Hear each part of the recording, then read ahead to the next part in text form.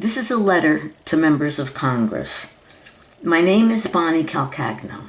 I was an elementary teacher for 29 years at Marlboro Elementary School in Marlboro, New York.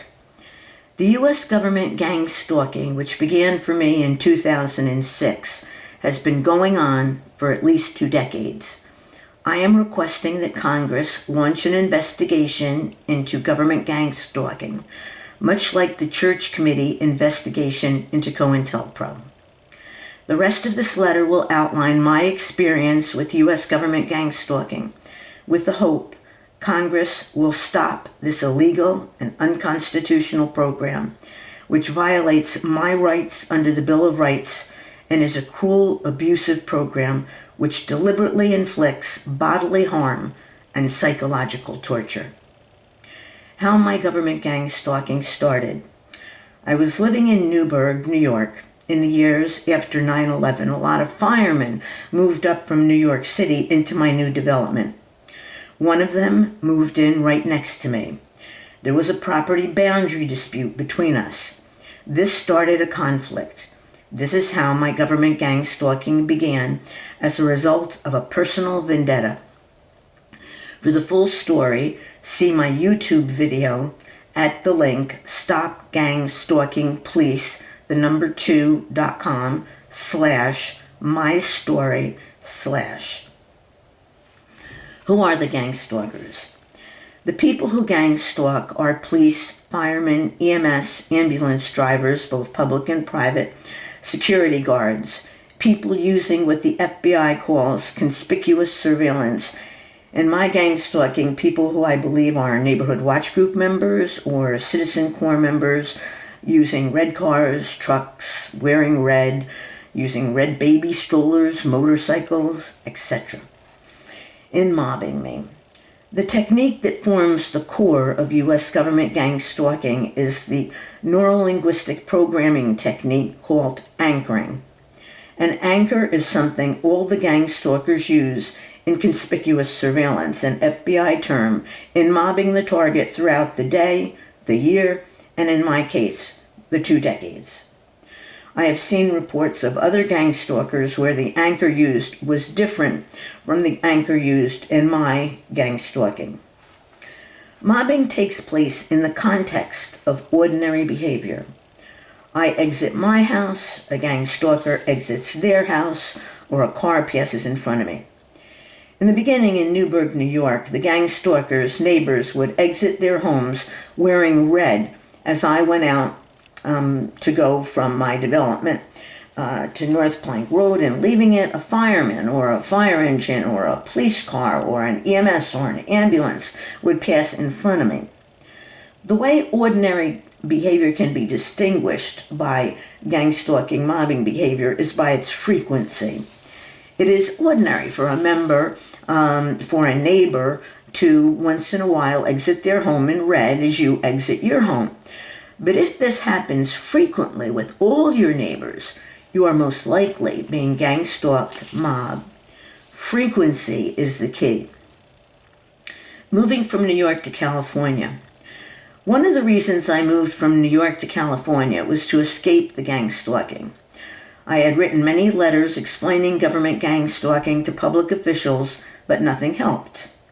There was one legislator who asked me if I had legislation on this issue that he could propose, but I didn't. I was fighting this alone and didn't know how to formulate legislation. In 2010, I self-published a book via lulu.com entitled Organized Gang Stalking, New Torture Tactic to Neutralize Citizens. Chapter 8 in my book is on the Massachusetts Senate Bill number 931. This bill would give some protection and oversight, but would be nothing close to a congressional investigation, which might lead to real reform, which is needed to end U.S. government gang stalking. Moving from New York to California. My government gang stalking went on from 2006 to 2009 while I lived in Newburgh, New York.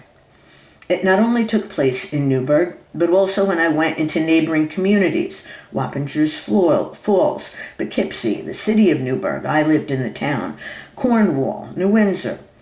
I would take a walk with my brother, who is profoundly mentally handicapped, and with our dog at the Cornwall waterfront, and a fire truck would pass by, etc. We would stop in the sub shop in New Windsor for a sandwich, and a fireman would come in.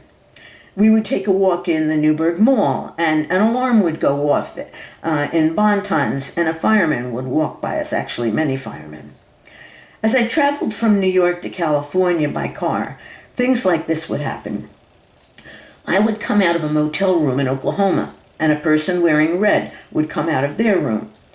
I would walk out of a store in Texas, and as I did, a red truck would pass in front of me.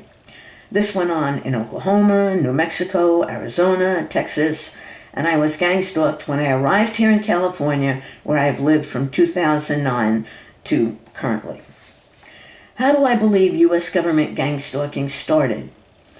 My research on how I believe it started is in Chapter 6 of the book I self-published in the early days of my gang-stalking, Organized Gang-Stalking, New Torture Tactic to Neutralize Citizens. A sentence from the book reads, in December 2008, the Attorney General under President Bush, Michael Mukasey, set forth new guidelines for the FBI, allowing the FBI to conduct assessments of suspects without requiring any factual basis for suspicion. Since my gang stalking began in 2006, it seems government gang stalking started before they tried to legitimize it. Later in that chapter, Senator, and this is a quote from my book, Senator Russ Feingold, Senator Dick Durbin, and Senator Ted Kennedy sent a letter to Attorney General Mukasey saying the authority he enabled could result in the FBI conducting a long-term physical surveillance of an innocent American citizen. What has my government gang stalking been like here in California?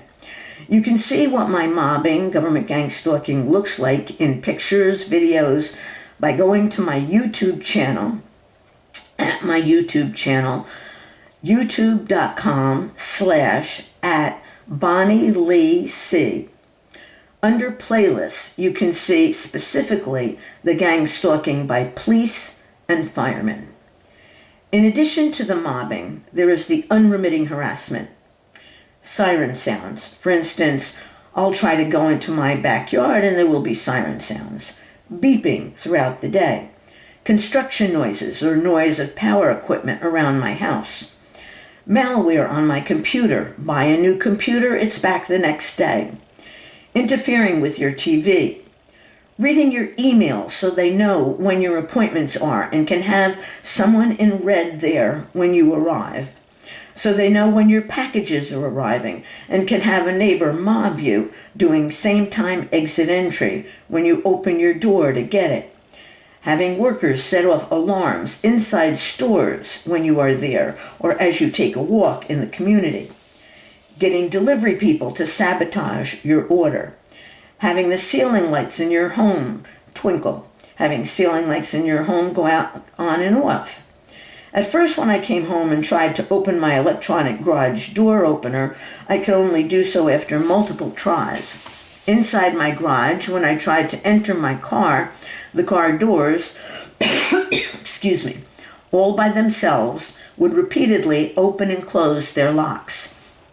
Eventually, my garage door, I had an electric garage door opener, would be opened throughout the day when I went into the garage.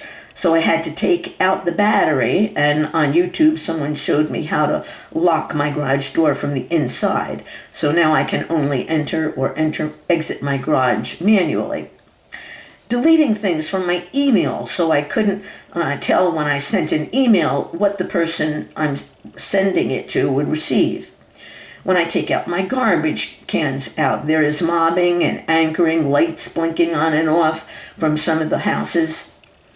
Imagine what it would be like not to be able to sit in your own yard for some 2 decades, because when you do, there will be siren sounds, beeping, construction noises from the neighbors, people in the neighborhood who they get to participate in this program.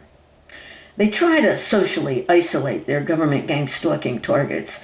Cults call what they do shunning. Using neuroweapons to physically harm you or cause you pain. For most of my gang stalking, there was just the mobbing and the unremitting harassment. But in March of 2024, that changed. The harassment in my neighborhood increased. I wondered if the increase in harassment was due to the Trump election and the gang stalkers not knowing what a new president would do. Noise. The noise around my house increased. Noise with power equipment, construction noises, a government gang stalking harassment pattern.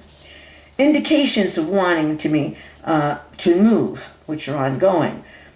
You see, I take pictures of patterns, government gang stalking patterns, and I've done this since 2006. I do this in my neighborhood. I take pictures of same-time exit-entry gang stalking.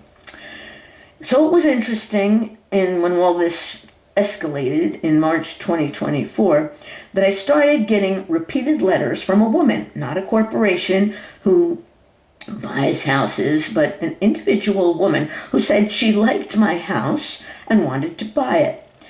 I wondered, and she sent me repeated letters, not just one. So I wondered if all that noise that started in March 2024 was related to them wanting to get me out, because now there was a new president coming in. They didn't know what he was going to do, and I was the gang stalking whistleblower. So they wanted me to get me out of the neighborhood because I take pictures of what goes on. The attacks began. One day I was eating in my dining room when I felt a sensation in my shoulder that felt like I had been punched. My shoulder was sore for 2 days after that. Another day, I was sitting in my bathtub taking a bath when I felt what felt like a punch in my left breast. It was sore for 3 days after that. Then in May 2024, I was sitting in my dining room eating when I felt a pressure in the back of my head. It felt like a headache in the back of my head, which was very strange. The experience happened a few times. In May 10th, I developed tinnitus in my left ear, which has never gone away.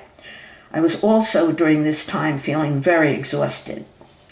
When I went to take my blood tests in June, I'm hypothyroid and take periodic blood tests to adjust my thyroid medication, my TSH was a shocking 19.68, when the normal range is 0.4 to 4.50. Up to this point, my results were fairly consistent, with my remaining on the same thyroid dose of medication for years. When I took my TSH in December of 2025, it was when I took my TSH in December of 2024, it was 15.62, which is very high. I have since seen a study on the effects of EMF radiation on the endocrine system of mice. In other words, there was a study when they wanted to know what's the relationship between EMF radiation and what's the effect it has on the endocrine system. I found that interesting. I had a meniscus tear in my right knee, so I knew how that felt and how it healed. Then I got a meniscus tear in my left knee. For a while, my brother and I didn't go out as my meniscus tear was healing. I found a good brace on Amazon, and I said on Twitter, by the way, all my communications are monitored, so when I say something on Twitter, they know about it, that my brother and I would go out the next day. The next day when I woke up, I couldn't bend my left knee without pain, which made it hard to walk. Strangely, the pain was on the opposite side of the knee than where I had experienced the tear. December 9th, 2025. More neuro attacks. So this is taking you up to the present. Incidentally, the houses on both sides of me have been empty for some time. Now, why do I say that? Well, I saw that video on YouTube, which is posted on my website, which showed how the police of Stockton, California, bought the house next to the city manager of Stockton, California, when they wanted to harass him, when they wanted to make construction noises, because there was a contract dispute and he was not doing what they wanted him to do.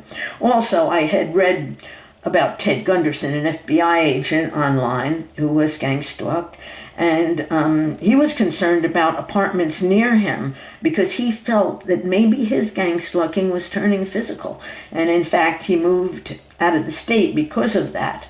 So having houses on both sides of you that are empty for some time is curious, especially when you're a gang stalking target. On December the 9th, and this is present here, I experienced pain on the top left side of my head for 3 days. It happened when I sat down at my dining room table to eat and when I was taking a bath.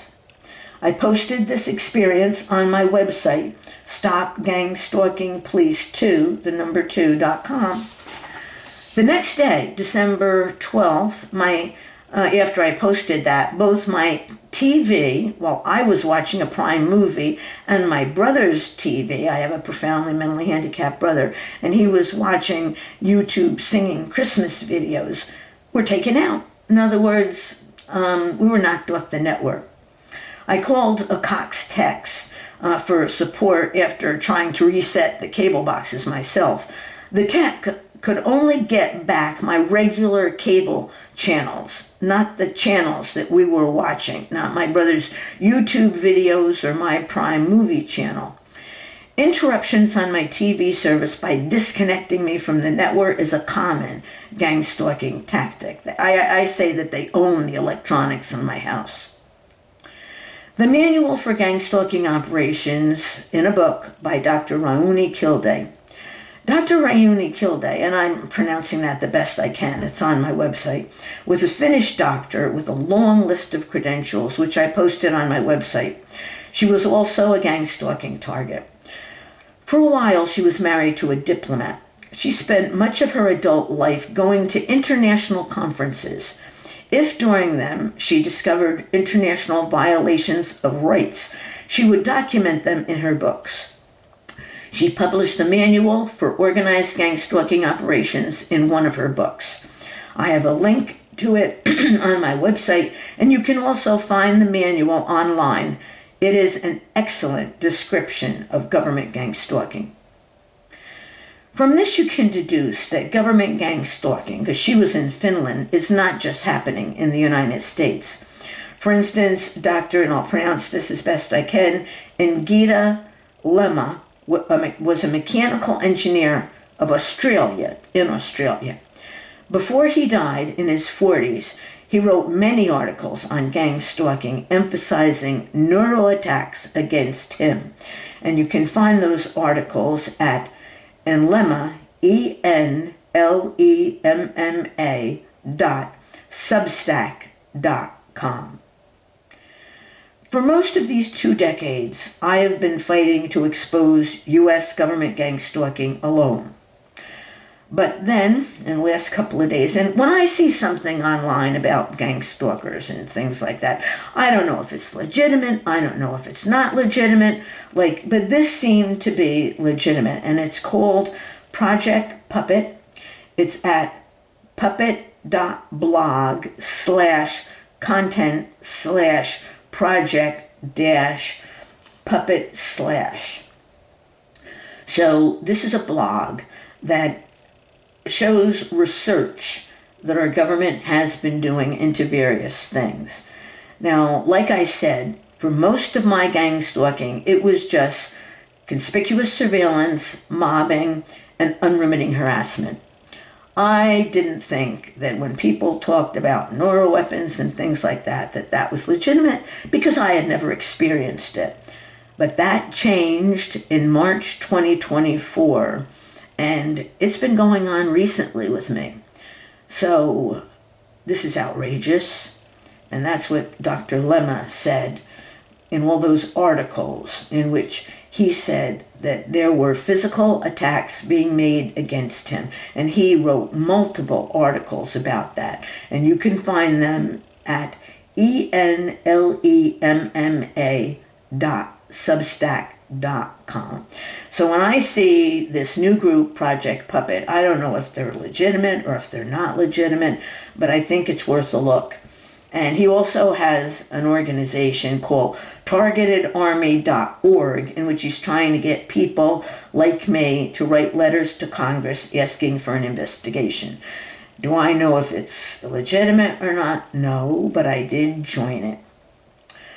All right, so I'm going to sign off now. I'll tell you my YouTube channel where you can see videos on government gang stalking, and that's at www.youtube.com/user/BONNIELEEC. I'm on Twitter, and that's at twitter.com/constitutiongal. My website is stopgangstalkingpolice2.com. And I have the letter that I just read to you to members of Congress on there. Now, if I sound tired, I am tired. I'm 76 years old. I'm taking care of a profoundly mentally handicapped brother. I've been gang stalked for 2 decades because of a fireman neighbor. It's time for investigative journalists to investigate government gang stalking. You know, we didn't expect COINTELPRO to be uncovered by the people in the 15 years who were its targets.